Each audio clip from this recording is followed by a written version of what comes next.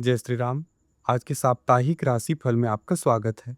पिछले हफ्ते मैंने साप्ताहिक राशिफल में एक योग के बारे में चर्चा किया था, मंगल और केतु के योग से। पूरा भारतवर्ष जो विमान दुर्घटना है उस दुर्घटना से दुखी है और किसी भी प्रकार की सांत्वना से व्यक्ति के दुख दूर नहीं हो सकते। ना ही कोई ऐसा व्यक्ति है जो भविष्यवक्ता है। त्रिकालदर्शी केवल भगवान को कहा गया है। इसीलिए ये कहना कि कोई व्यक्ति भविष्य जान सकता है, ये बड़ी ही छोटी बात होगी। मृत्यु और जन्म दोनों के ही दोनों ईश्वर के हाथ में होते हैं और कोई भी व्यक्ति उसे बता नहीं सकता है। ज्योतिष एक पूर्वानुमान होता है और उसी पूर्वानुमान को हम ग्रह और नक्षत्र के द्वारा निर्धारित करते हैं। लेकिन ग्रह और नक्षत्र तो भगवान के अधीन होते हैं। भगवान की इच्छा से ही ग्रह और नक्षत्र कार्य किया करते हैं। तो मंगल और केतु की युति, वो भी अग्नि तत्व की राशि में।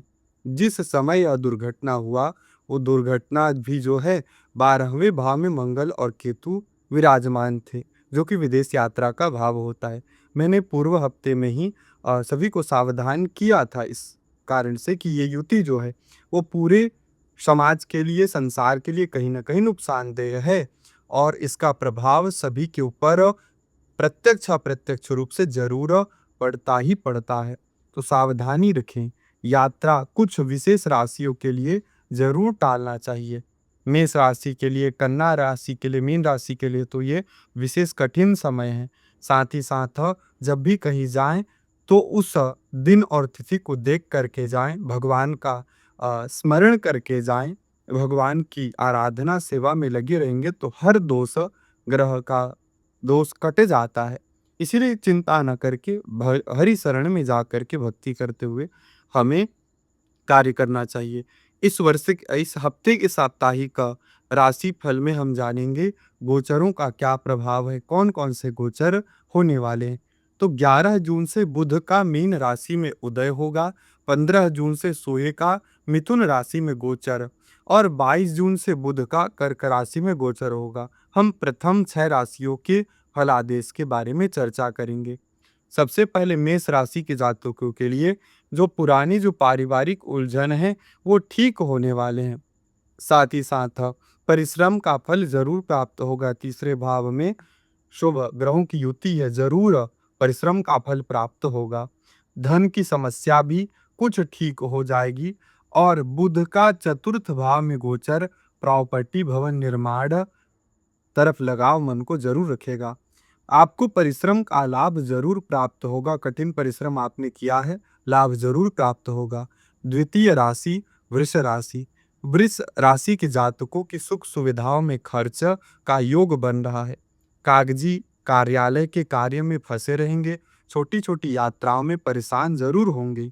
धार्मिक लोगों के लिए शुभ समय है और करियर को लेकर के थोड़ा भ्रम हो सकता है। 10वें भाव में राहु का प्रभाव है। माता को कष्ट संभव है। धार्मिक यात्रा जरूर करें, धार्मिक रहें, आपका समय मंगल होगा। मिथुन राशि के जातकों को पाएंगे कि उनके भीतर जो आत्मविश्वास कम था वो आत्मविश्वास पुनः आ जाएगा। ज्ञान के प्रति उनका मन आकर्षित होगा। ज्यादा ही परिश्रम करने लग जाएंगे, कठिन मेहनत करने लग जाएंगे। बुध का अष्टम भाव पर दृष्टि साधना और निर्माण सूक्ष्म विद्या के प्रति मोह को दर्शाता है।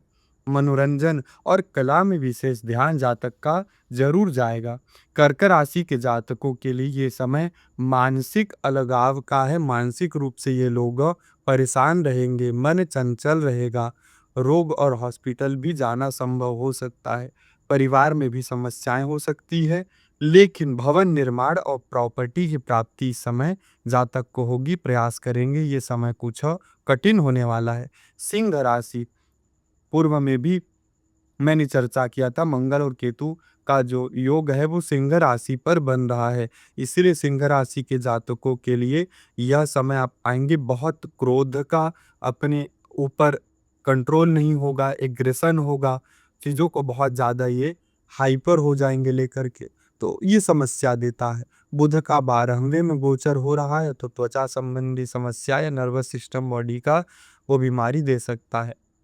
आय के साधन बन सकते हैं, आय के साधनों में वृद्धि होगी, कहीं न कहीं सामाजिक रहेंगे उससे भी वृद्धि होगी।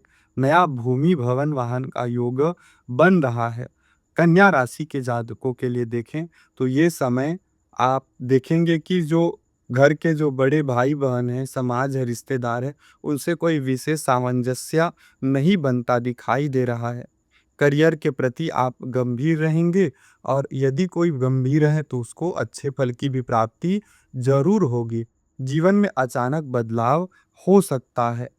शत्रुओं की हानि होगी, शत्रु आपसे कहीं न कहीं पराजित होंगे। अग्नि और बिजली से बचना ज़रूर चाहिए। 12वें भाव में मंगल केतु का प्रभाव है आपके, तो इसीलिए बचना चाहिए। लंबी यात्रा से भी बचना चाहिए। बड़े भाई-बहन, बड़े मित्र जो मित्र हैं, उनसे अधिक बहस ना करें।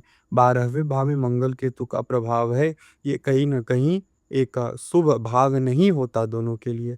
तो जितने भी लोग हैं, वैसे तो पूरा का पूरा ग्रह और नक्षत्र का प्रभाव संसार पर होता है, तो मंगल और केतु का यह जो प्रभाव है, कहीं न कहीं सबके ऊपर पड़ता ही पड़ता है।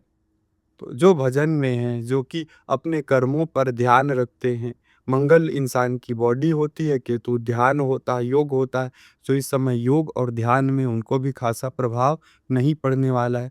हनुमान जी की शरण में जाइए, सुंदरकांड का पाठ करिए, हनुमान मंदिर में झंडे का दान करने से ज़रूर लाभ होगा।